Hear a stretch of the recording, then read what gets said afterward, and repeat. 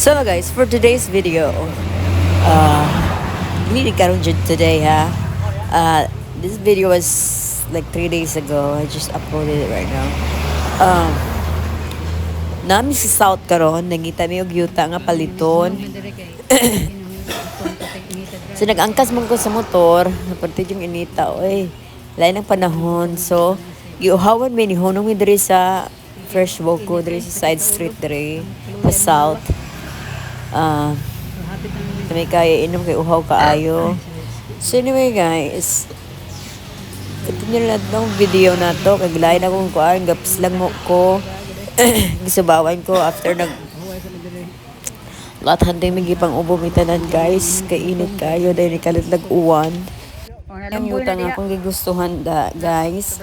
Kinahan ko ng yuta guys kay somehow amot lang. Nasa may lumboy oh. Nadiha. Ang view sa bukid. Mana? Anong view sa bukid? Yang kurente. Kurang kurente dito eh. Ang naway, ang tubig na sa dito. Unahan.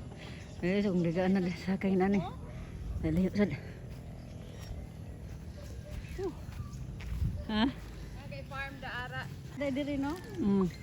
Wala ka katulad nila nga. Taga-diri man ka. Ato ka mong sulpot. Karon pa ko kataak diri mama ni babo. Karon ba kita?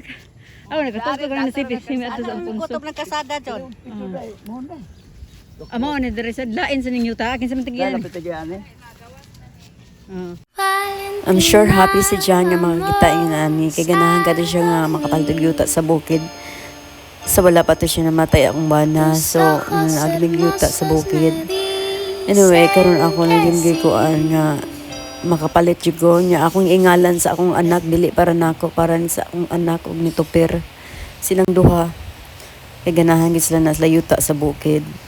So I'm so happy sa decision kay ang yuta magtaas gyud ang value every year. So mo na pinaka the best nga investment na imo mapansin mong kinabuhi. Gasakit-sakit naman jud ko guys oy. So akong voice over guys, as you can tell, I'm not feeling well.